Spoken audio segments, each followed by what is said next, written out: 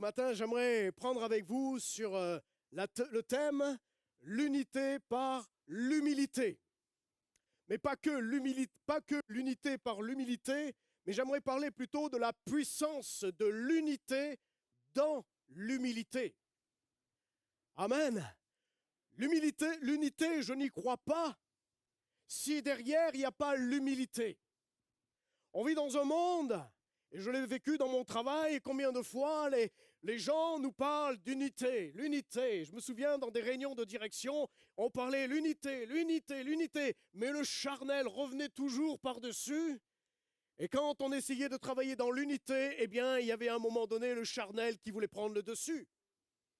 Qu'il n'en soit pas ainsi dans l'Église, mes amis. L'unité, eh bien, passe par l'humilité. Car sans l'humilité, il n'y a pas d'unité. Je n'y crois pas un instant. Amen. J'aimerais prendre avec vous la parole de Dieu dans Philippiens chapitre 2, à partir du premier verset jusqu'au verset 8. Philippiens 2, premier au verset 8. Chapitre 2, premier verset. Si donc il y a quelque consolation en Christ, il y a quelque soulagement dans la charité. Et s'il y a quelque union d'esprit, il y a quelque compassion et quelque miséricorde. Rendez ma joie parfaite, ayant un même sentiment, un même amour, une même âme, une même pensée. Ne faites rien par esprit de parti ou par vaine gloire, mais que l'humilité vous fasse regarder les autres comme étant au-dessus de vous-même. Que chacun de vous, au lieu de considérer ses propres intérêts, considère aussi ceux des autres. Ayez en vous les sentiments qui étaient en Jésus-Christ, lesquels, existant en forme de Dieu, n'a point regardé comme une proie à arracher d'être égal avec Dieu, mais s'est dépouillé lui-même en prenant une forme de serviteur et devenant semblable aux hommes, et ayant paru comme un simple homme. Amen. Quelle parole, Christ, modèle d'humilité, mes amis. Jésus-Christ est venu jusqu'à nous, n'est-ce pas? Il est venu en tant que Fils de Dieu. Il est venu en tant que Dieu. Il est venu à la rencontre de l'humanité qui avait besoin d'une réconciliation avec Dieu le Père. Et dans l'Ancien Testament, eh bien, les Juifs, le peuple de Dieu, attendaient que de Juda sorte eh bien, un sauveur. Ils savaient qu'un jour, un sauveur allait venir, la tribu de Juda. Et puis voilà que eh bien, Jésus arriva de la tribu de Juda, mais ce n'était pas le personnage que les Juifs attendaient. Ils attendaient un sauveur, un guerrier, un homme de guerre. Eh bien, pourquoi? Pour démanteler l'autorité de Rome. Et quand Jésus s'est présenté en tant que roi des Juifs, en tant que Messie, eh bien, quand ils l'ont vu, ils ont dit, mais c'est pas possible, hein. C'est pas possible que ça soit toi. Parce que Jésus n'est pas venu en tant que guerrier, il est venu en tant que sauveur du monde. Il est venu dans l'humilité, comme un petit enfant. Ce n'est pas possible en tant que guerrier. Jésus nous a montré le chemin de l'humilité, dont nous devons prendre aussi nous-mêmes ce chemin de l'humilité. Mais Jésus n'était pas dissocié du Père, il était dans l'unité avec le Père, il était dans l'unité avec le Saint-Esprit. Le Père, le Fils et le Saint-Esprit sont unis ensemble et sont d'accord. Il y a une unité solide et puissance, et il est dit que Jésus ne regardait pas Dieu, le Père, comme égal. Mais il est venu en tant que serviteur, dans l'humilité. Il s'est dépouillé de sa gloire. Il a été serviteur, et serviteur de Dieu, et serviteur des hommes. On pourrait dire, mais comment un tel Dieu peut être serviteur s'il est Dieu? Et Jésus nous a montré à travers cela, à travers sa vie sur la terre, eh bien le cœur du Père qui est Dieu, mais qui est humble. Un Dieu humble. Ce n'est pas souvent ce qu'on entend en général quand on entend parler de Dieu. Beaucoup de gens ont des craintes de Dieu par une autorité qui fait peur. Je me souviens des jeunes qui ont été sous un joug un petit peu religieux. Et attention, si tu fais ceci, Dieu va faire ça. Attention, tu vas avoir tel problème. Attention, Dieu va te tomber dessus. Mais le Dieu que je lis dans la parole de Dieu, le Dieu que le Fils m'a révélé, le Père, il me révèle un Dieu uni, un Dieu plein d'amour et un Dieu humble. Il est venu jusqu'à nous. Il est venu jusqu'à nous en tant qu'homme au service de l'humanité. Et l'Église qui est appelée à être à la ressemblance de Christ. Est-ce que ta vie est à la ressemblance de Christ? Vous savez, l'humilité selon Dieu, c'est tout le contraire de ce que la chair désire. Je veux bien être humble, mais j'ai envie d'être là. J'ai envie d'avoir une position haute. Souvent, même dans l'Église, on a mis les ministères à un tel niveau qu'ils n'en peuvent plus descendre. Or que nous sommes tous des brebis. Chacun au niveau que Dieu nous a placés dans la bergerie, mais nous sommes tous des brebis. Et nous sommes juste avec Jean-Luc des brebis bergères. Mais nous sommes des brebis au service de notre Dieu, au service de l'Église. Et nous avons été donnés, nous avons été prêtés à l'Église dans un but d'enseigner, d'encourager, de fortifier, mais dans l'humilité pour vous aimer. Et la Bible nous dit que l'humilité se trouve dans l'amour. C'est dans l'amour que l'humilité se manifeste. Dieu est amour, et parce que Dieu est amour, l'humilité se joue dans la Trinité. Dieu s'est abaissé jusqu'à nous, jusqu'à toi, et est venu te chercher. Et c'est tout le contraire de l'aspect charnel. Pour connaître l'humilité selon Dieu, eh bien, il nous faut passer par la nouvelle naissance. Il nous faut une transformation, un changement de vie total. Il nous faut une régénération de notre esprit. Sinon, nous ne pouvons pas goûter à ce que l'humilité est réelle. L'humilité, comme ça, on l'a lu tout à l'heure, c'est de regarder l'autre supérieur à moi, sans regarder mes intérêts, mais de regarder les intérêts de l'autre. Et en cherchant, j'ai découvert que, en termes de latin, humilité veut dire humus, qui signifie terre fertile. Mon ami, l'humilité t'amène à être dans la fertilité, dans la croissance, dans les bontés de l'Éternel, dans une progression. C'est une terre fertile. Avez-vous déjà mis des grains de blé dans la terre? Quand la terre elle est fertile, elle donne en abondance. Elle donne au-delà de ce que tu peux même imaginer. Jésus lui-même incarnait humus, l'humilité. Et on voit dans la vie de Jésus, dans son humilité, eh bien, il était une terre fertile. Une terre, il guérissait les malades, il libérait les captifs, il donnait à ceux qui étaient dans le besoin. Il dira à ses disciples, donnez vous-même à ces gens-là, à ce peuple-là qui a faim, donnez vous-même de la nourriture. Jésus était celui qui était dans l'abondance. Il donne en abondance. Il n'est pas limité, mais cette abondance se trouve dans l'humilité. Mes amis, pour que l'Église soit dans l'abondance spirituelle, dans l'abondance de la joie, dans l'abondance du fruit de l'esprit, alors il nous faut l'humilité. Et si nous avons cette humilité selon Dieu, mes amis, notre unité va être solide. Rien ne pourra ébranler l'Église de Jésus-Christ. Pourquoi je regarde l'autre supérieur à moi? En tant que pasteur, on pourrait dire, on a fait des études, on a fait ceci. Non, rien de tout ça. Voilà comment je la définis, moi, l'humilité, l'unité dans l'humilité. C'est de reconnaître l'autre au travers de ses compétences et des dons qu'il a reçus de Dieu, que je n'ai pas, mais j'en ai besoin pour la croissance au sein de l'Église. C'est-à-dire que ce que vous avez comme don, Je m'humilie devant les dons que vous avez reçus, que je n'ai pas reçus, parce que nous en avons besoin pour l'édification de l'Église. Nous en avons besoin pour la croissance spirituelle de l'Église. Quels que soient les dons que tu as reçus et que je n'ai pas, je m'humilie, je te regarde au-dessus de moi, parce que ce que tu as va aider à accomplir le royaume des cieux aussi, dans l'Église, et pour ce monde à l'extérieur. Mes amis, ne nous regardons pas comme des rivaux, mais chacun a reçu une part, selon Dieu, dans le vase que tu es. Et ce que tu as reçu n'est pas pour toi, mais c'est pour mettre à disposition à l'Église de Jésus-Christ.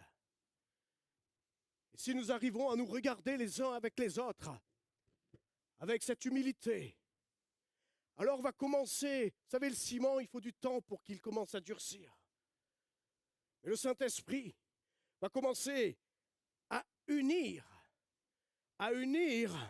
et va venir sceller à un tel point que rien ne pourra nous désunir.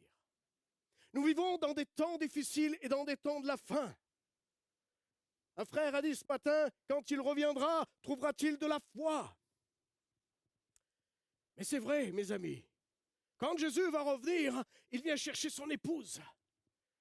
Il vient chercher celle qui est unie, celle qui marche d'un seul cœur, d'une seule âme, d'une seule pensée, celle qui suit son bon berger qui est Jésus-Christ. Celles, qui se regardent les uns et les autres comme des bien-aimés, sur qui je peux compter, avec qui je peux travailler. Et c'est quelque chose très souvent qui, malheureusement, sur le plan charnel, c'est difficile, l'unité. Je ne sais pas si ça vous est déjà arrivé, mais combien de fois j'ai grincé des dents. Mais Dieu merci, parce que combien de fois le Saint-Esprit m'a repris pour me refaire tomber à genoux et de dire, Seigneur, je te demande pardon d'avoir pu avoir une pensée sur telle et telle personne. Je te demande pardon parce que, en tant que berger, j'ai besoin de voir les autres aussi supérieurs dans les domaines que tu leur as donnés, comme une nécessité pour moi, mais seulement pour moi, mais pour l'Église. Tout le monde a sa place. L'unité est comme un corps, avec plusieurs membres, la parole de Dieu nous dit. Et les membres ne sont pas dissociés. La main ne peut pas dire au pied, j'ai pas besoin de toi. Ça serait difficile pour se déplacer, n'est-ce pas? Non, chaque membre ici est appelé à faire partie du corps pleinement. Et en fonction des dons qu'il a reçus, il est appelé à édifier l'Église, à se mettre au travail, à relever les manches. Ce que j'ai reçu, je veux le donner pour l'édification de l'Église. Je veux m'accorder avec l'Église, je veux m'accorder avec les frères et sœurs. Et s'il y a des choses sur lesquelles on n'est pas d'accord, ce n'est pas un problème en soi. De ne pas être d'accord sur des points, ce n'est pas un problème. Le problème, c'est quand ces choses-là deviennent une division dans l'Église. Et là, le Saint-Esprit ne peut plus agir. L'Esprit ne peut pas agir dans la division. L'Esprit cherche l'unité comme Dieu est uni. Et la Bible dit que nous sommes en Christ, Christ en nous, le Fils dans le Père dans le Fils, et nous, Église de Jésus-Christ, nous sommes en Christ. C'est indissociable. C'est pour ça que la Bible nous invite, Seigneur, que je diminue afin que tu croisses. Parce que si tu croisses en moi, si tu grandis en moi, l'humilité, ce sera quelque chose de simple. Seigneur, que je diminue. C'est pas évident, n'est-ce pas? C'est pas quelque chose de facile. Mais humus, une terre fertile, une église fertile, c'est une église qui est dans l'humilité les uns avec les autres pour en faire une unité. Et cette unité est scellée par le Saint-Esprit. Mes amis, les temps sont courts. Les événements commencent à se bousculer de plus en plus. Les ténèbres s'assombrissent. Et vous savez, pour que la lumière éclate, il faut que les ténèbres soient dans son maximum. Une lumière ne peut pas allumer la lumière. Une lumière ne peut pas suffisamment allumer dans un lieu suffisamment clair. Il faut que les ténèbres soient à leur comble pour que la lumière ait toute sa puissance. Mes amis, nous allons rentrer dans des temps où les ténèbres vont être en augmentation. Le livret et le blé, ils croissent ensemble. Et on le voit aujourd'hui, il n'y a pas besoin de faire le tour du monde pour voir ce qui se passe. Vous ouvrez les journaux, vous ouvrez la télévision et vous n'entendez que des choses qui sont dramatiques et terribles. Aujourd'hui, on accepte tout et n'importe quoi. Le bien devient mal, le mal devient bien. On vit dans un monde complètement schizo. Et les ténèbres sont en augmentation, elles s'épaississent. Mais il faut qu'elles s'épaississent. Mes amis, tu ne peux pas prier pour que les ténèbres ne viennent pas. La Bible dit que ça va venir. Et ça va être en augmentation. Mais nous devons briller. Et pour briller, il nous faut être unis. Et pour être unis, il nous faut être humbles ensemble, être forts ensemble, avancer ensemble et nous tenir devant Dieu ensemble. Les mardis soirs, ça devrait être blindé comme le dimanche matin parce qu'on est ensemble. Mes amis, voici ce que nous disent les proverbes. Avant la ruine, Proverbe 18, 12, avant la ruine, le cœur de l'homme s'élève, mais l'humilité précède la gloire. Alléluia. Le Proverbe 29, 23, l'orgueil d'un homme l'abaisse, mais celui qui est humble, l'esprit obtient la gloire. Alléluia. Luc 14, 11, car quiconque s'élève sera abaissé, et quiconque s'abaisse sera élevé. Et qui est-ce celui qui élève? C'est notre Dieu. Quand Dieu trouve un vase, un homme et une femme humbles, il va l'élever. Il va le mettre en position. Mais pas élevé selon la chair, élevé selon ce que l'Esprit a prévu. Alléluia. Est-ce que tu as besoin de ton frère et de ta sœur? Peut-être que tu as besoin d'humilité ce matin. Peut-être que tu prends conscience que, mais oui Seigneur, je ne peux pas avancer ni avec l'Église parce que mon cœur est un cœur encore dur. J'ai été blessé. Il y a des choses qui ne sont pas passées. Mon ami, rester dans cet état-là, ça va t'empêcher de goûter à la puissance de l'unité. Et celui qui se repent, celui qui se confie en l'Éternel, il ne sera pas déçu. Et Dieu va transformer le cœur de pierre en un cœur de chair. Dieu veut changer nos cœurs, Dieu veut changer nos mentalités pour avoir la mentalité de Christ, parce que nous sommes appelés à grandir en Christ jour après jour. Jusqu'à la fin, nous sommes appelés à progresser à la ressemblance de Christ. Amen. C'est nos femmes qui sont les plus proches pour dire si on progresse ou pas. Hein? Je ne sais pas toi, Jean-Luc, mais moi, ma femme, elle me le rappelle. Amen. Et ce vis-à-vis, c'est tellement important. Qu'on a besoin des uns et des autres pour grandir. Tout seul, on ne grandit pas. On grandit par le feu du miroir, les uns avec les autres, selon la lumière de la parole de Dieu, selon ce que la parole de Dieu dit. Il y a des textes que j'apprécie beaucoup de livres dans le Nouveau Testament, de voir Pierre et Jacques. Quand ils commencent leurs écrits, Paul, serviteur, apôtre de Jésus-Christ. Pierre, serviteur, apôtre de Jésus-Christ. Si vous observez bien, c'est serviteur. Il n'est pas dit apôtre, serviteur de Jésus-Christ. Il est dit serviteur avant d'être appelé apôtre. Nous sommes tous des serviteurs et des servantes avant de parler de titre. Mais l'humilité.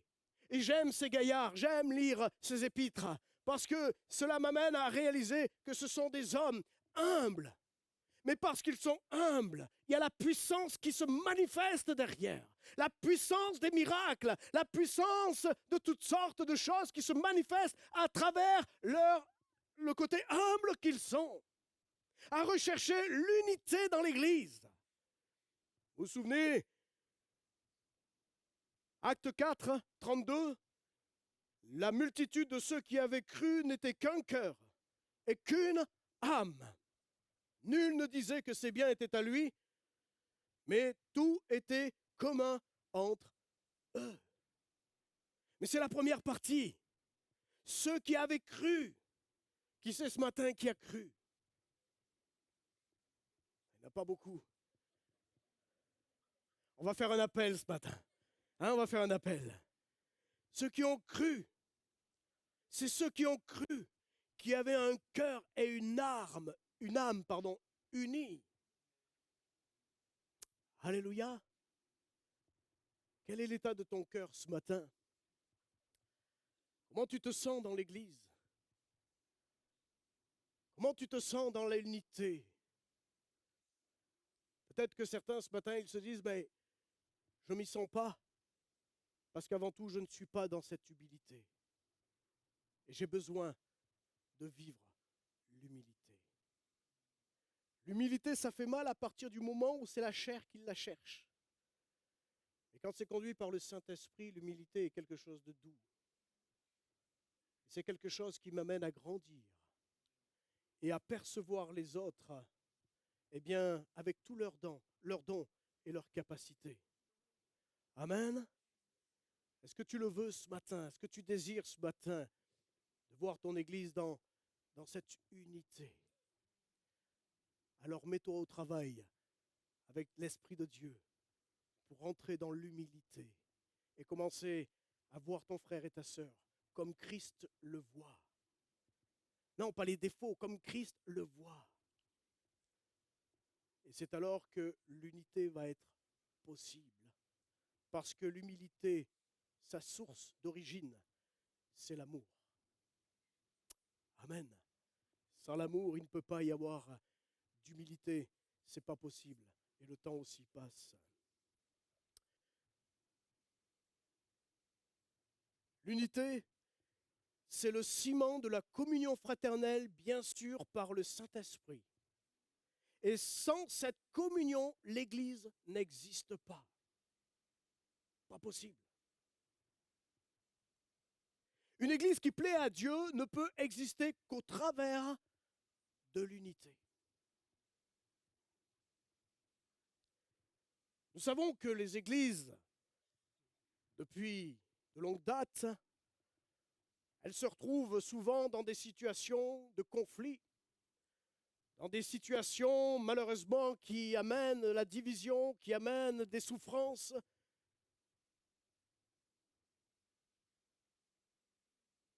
Et c'est là qu'il est important de se poser la question, mais le Seigneur ne peut pas être là. Le Seigneur ne peut pas se trouver dans le cœur ou dans une église où l'humilité, l'amour de Dieu soit manifesté. Il y a besoin d'un véritable changement dans le cœur. Il y a vraiment besoin d'une visitation de l'Esprit de Dieu en nous. Demandez au Saint-Esprit de vous scanner complètement. Seigneur, regarde si je suis sur une mauvaise voie. Et si je le suis, Seigneur, alors conduis-moi sur la voie de l'éternité. Refléter Christ, c'est de plier genoux, de s'abandonner. Ce n'est plus moi qui vis, c'est Christ qui vit en moi. Et si Christ vit en moi, je dois faire taire ce qui est de ma chair. Des fois, la chair, elle nous rattrape. Elle veut nous amener. Ça vous est jamais arrivé? Mais il n'y a que moi alors. Face à des situations où on aurait tendance à faire Saint-Esprit, tout de suite. Il ne met pas longtemps, le Saint-Esprit.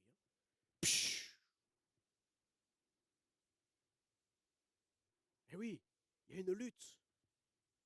Mais quand il y a cette communion avec le Saint-Esprit, quand il y a cette relation personnelle déjà avec l'Esprit de Dieu, mes amis, l'humilité est quelque chose de très réel et très pratique et très concret dans nos vies parce que c'est lui qui conduit et à ce moment-là, on va pouvoir s'unir s'aimer et d'être ensemble. Amen. Alléluia. Est-ce que c'est ce que tu veux ce matin?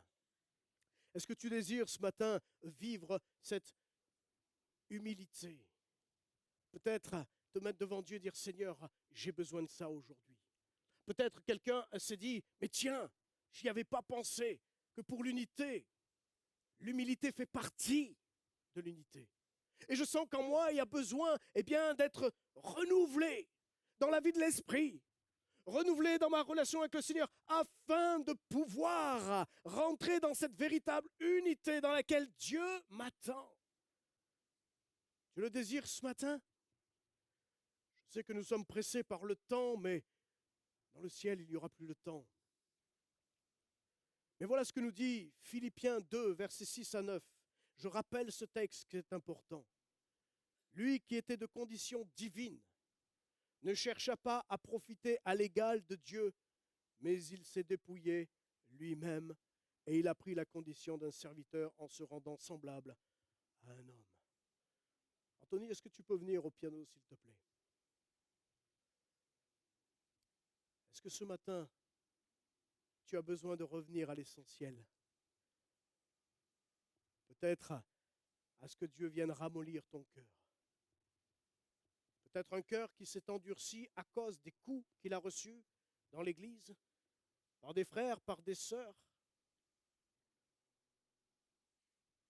Mais le Seigneur est celui qui guérit ton cœur. Le Seigneur est celui qui redonne une vie à ton cœur. Et qu'il n'y a pas de fatalité dans le Seigneur. Que ce qui te paraît lourd et difficile est quelque chose de possible aujourd'hui. Est-ce que tu veux ce matin demander au Seigneur, change mon cœur, purifie mon cœur, Seigneur. Je veux goûter, Seigneur. Avec mes frères et sœurs, je veux goûter à cette unité que tu nous as révélée. Je la veux, Seigneur, je la désire. On peut peut-être courber nos fronts quelques instants et s'analyser personnellement, demander au Saint-Esprit, Seigneur, calme mon cœur. Pour certains, peut-être, vous avez l'impression de ne pas avancer. Vous avez l'impression qu'il est difficile à rentrer dans une relation avec ton Dieu parce que ça bloque, il y a des blocages. Et peut-être ce blocage vient parce que ton cœur a besoin d'être renouvelé. Tu as besoin d'un toucher de Dieu. Et pour ce toucher-là, c'est toi qui en as la clé en disant, Seigneur, viens. Viens, je t'ouvre et je te laisse mon cœur, Seigneur. Je t'abandonne mon esprit entre tes mains. Et je désire, Seigneur, que mon cœur change et que je puisse voir comme toi tu vois.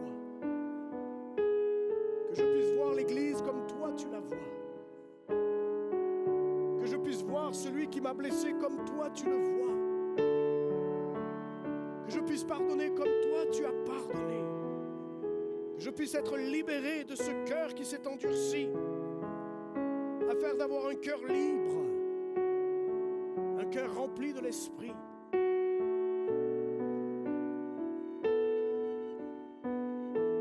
Je ne vais pas faire un appel, mais je te demande juste de te mettre juste devant ton Dieu. Alléluia, Seigneur. Seigneur, nous désirons l'unité selon ta volonté. Nous désirons, Seigneur, d'être plus qu'un avec toi et avec nos bien-aimés. Seigneur, fais couler dans ta grâce, fais couler sur nos cœurs, sur nos vies, la puissance de ton esprit. Souffle, nettoie, Seigneur, épure nos cœurs, épure nos pensées.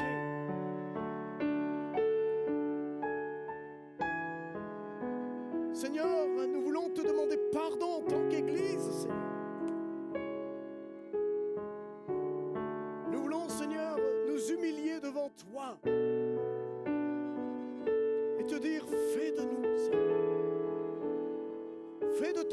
Église de ce que tu as prévu avec ton Église.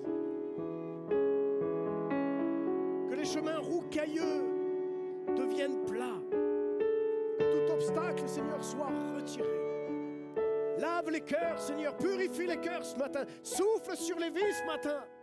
Agis, Seigneur, pour ceux et celles qui sont en recherche, qui ont besoin, Seigneur, de ton intervention. Merci parce que tu le fais. Merci parce que tu souffles sur les cœurs. Tu nettoies, tu libères les cœurs, Seigneur, ce matin.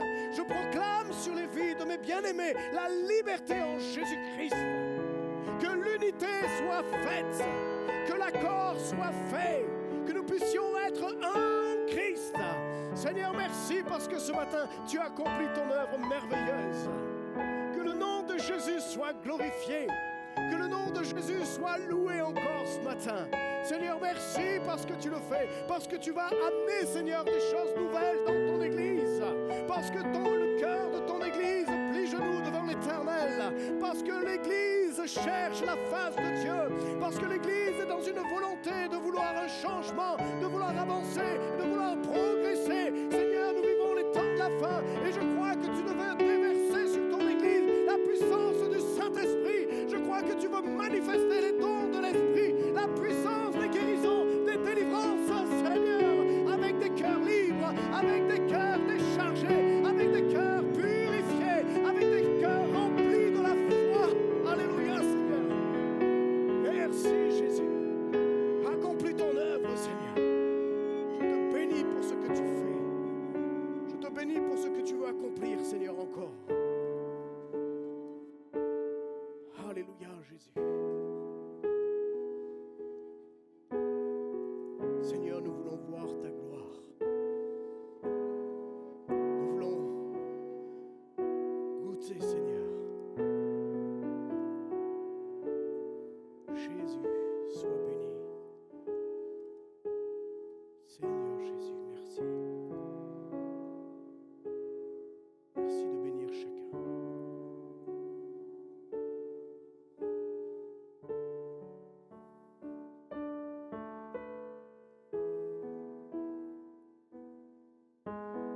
Portes de l'enfer ne prévaudront point sur l'Église.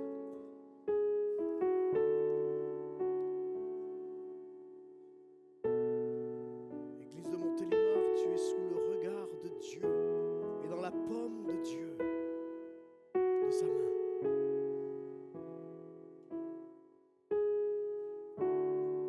Alléluia, Seigneur, merci pour ton amour. Merci pour ta grâce. Merci pour ton esprit ce matin. Souffle. Seigneur, souffle. Alléluia, Jésus, merci, Seigneur.